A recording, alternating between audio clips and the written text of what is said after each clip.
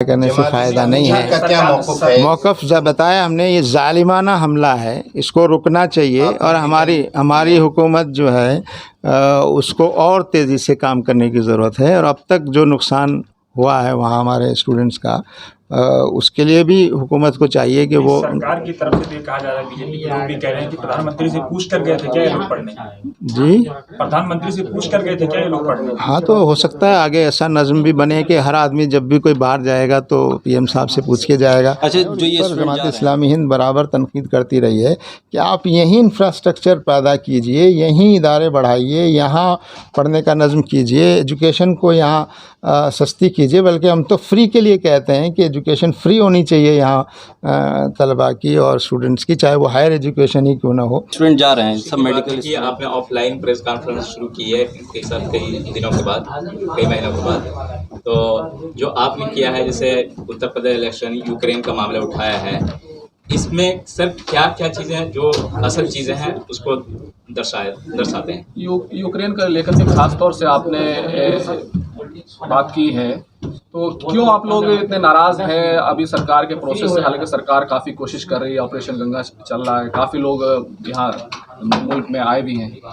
देखिए, यूक्रेन के दो मसले हैं। एक मसला तो ख़ुद यूक्रेन पर जो हमला हो रहा है, यूक्रेन के लोगों पर जिस तरह से हम बम बरसाए जा रहे हैं, वहाँ की जिस तरह तबाही हो रही है, वो हम सब के लिए एक इंसानी मसला है, इंसानी हुकूक का मसला है। और वो हमारे लिए जमात इस्लामी हिंद के लिए, ये कहीं पे भी किसी मुल्क में भी इस तरह का जुल्म होता है तो उस पर तशवीश हम करते हैं। तो यूक्रेन में जो हो रहा है बहुत गलत हो रहा है और बहुत तशवीशनाक है।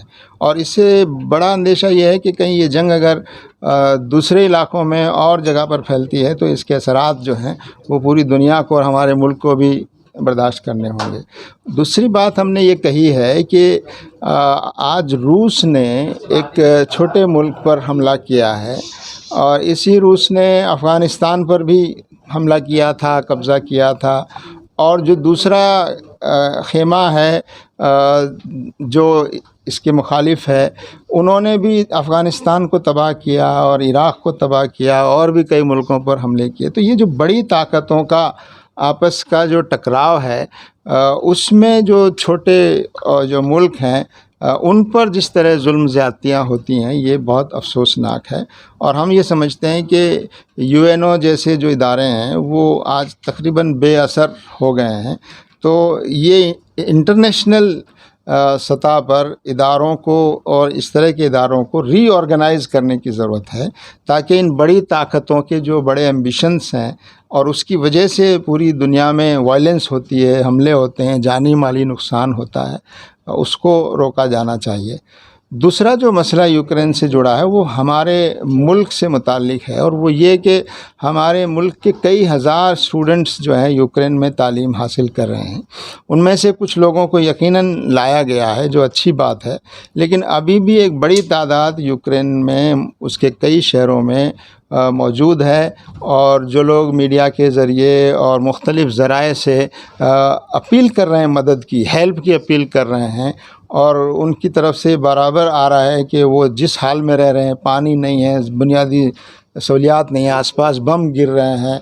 अभी कल की खबर है, एक स्टूडेंट को गोली लगी है और लोग कई घंटे जो है वो पैदल चलकर बॉर्डर तक पहुंच रहे हैं। और वहां पर हमारी हुकूमत की तरफ से जिस तरह के इंतज़ामात होने चाहिए लोगों को लाने के लिए, वो उससे लोग मुतमईन नहीं हैं। स्टूडेंट्स बता रहे हैं कि उनको वो रिस्पॉन्स नहीं मिल रहा है और जितना प्रॉम्प्ट एक्शन हमारी हुकूमत का होना चाहिए था वैसा नहीं हुआ है। ये बात सही है कि वो लाए गए हैं, लेकिन अभी भी जो प्रोसेस है वो बहुत और तेज़ करने की ज़रूरत है। इस मामले में सियासत भी हो रही है, कई पार्टियों की तरफ से ट्वीट किया गया कि जो बच्चा टॉयलेट पहले साफ़ करेगा उसको पहले लाया जाएगा। एम्बेसी की तरफ से इस तरह का इल्ज़ाम आया है। देखिए, ये भी बच्चों का सामने आया है कि हमसे कहा गया एम्बेसी की तरफ से कि टॉयलेट पहले जो साफ़ करेगा उससे पहले लेके जाएंगे।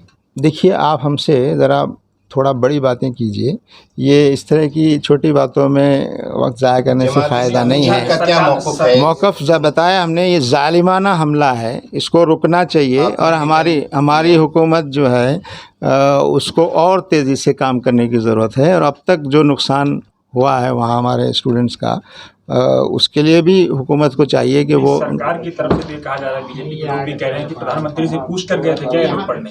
जी प्रधानमंत्री से पूछ कर गए थे क्या ये लोग पढ़ने? हाँ, तो हो सकता है आगे ऐसा नज़्म भी बने कि हर आदमी जब भी कोई बाहर जाएगा तो पीएम साहब से पूछ के जाएगा। अच्छा, जो ये स्टूडेंट जा रहे हैं सब मेडिकल स्टूडेंट हैं और मेडिकल की पढ़ाई करने जा रहे हैं, और वहाँ पर जो खर्चा है वो हिंदुस्तान के मुकाबले में बहुत ज़्यादा कम है। किस तरह से देखेंगे इस चीज़ को कि हिंदुस्तान में अगर MBBS करना हो तो करोड़ों रुपए आपकी जेब में हो तब आप कर पाएंगे, और यही वजह है कि 20,000 से ज़्यादा बच्चा यूक्रेन में है। हिंदुस्तान में सरकार को क्या कदम उठाने चाहिए, और जमात क्या इस बारे में कोई कदम उठाएगी या सोच रही है कि मेडिकल जैसी पढ़ाई को कुछ सस्ती फ़ीस के साथ यहाँ पर लोगों के लिए आम किया जाए, ताकि इस तरह लोग मुल्क छोड़ के दूसरे मुल्कों में ना जाएं?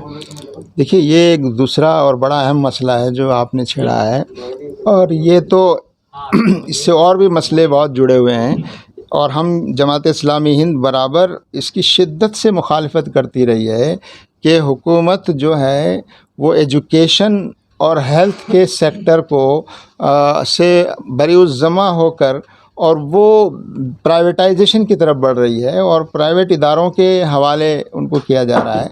इतना ही नहीं बल्कि जो हुकूमत के इदारे हैं या हुकूमत के जो इंस्टीट्यूशंस हैं मेडिकल वगैरह के, उनकी फ़ीसें भी इतनी ज़्यादा हैं और उसका प्रोसेस इतना ज़्यादा है। तो मुझे लगता है कि ये उसका नतीजा है यकीनन कि लोग जो है छोटे छोटे दूसरे मुल्कों में तालीम के लिए जा रहे हैं। तो ये तो एक बहुत बुनियादी पॉलिसी का सवाल है, और इस पर जमात इस्लामी हिंद बराबर तनकीद करती रही है कि आप यहीं इंफ्रास्ट्रक्चर पैदा कीजिए, यहीं इदारे बढ़ाइए, यहाँ पढ़ने का नज़्म कीजिए, एजुकेशन को यहाँ सस्ती कीजिए। बल्कि हम तो फ्री के लिए कहते हैं कि एजुकेशन फ्री होनी चाहिए यहाँ तलबा की और स्टूडेंट्स की, चाहे वो हायर एजुकेशन ही क्यों ना हो। तो ये पॉलिसी के मसाइल हैं, लेकिन चूँकि इस वक्त यूक्रेन की वजह से ये मसला उठा है, लेकिन इस पर संजीदगी से बात होनी चाहिए। उत्तर प्रदेश सर आखिरी मरहला रह गया है इंतखाबात के लिए, क्या मशवरा देते हैं उसमें, किस तरीके से?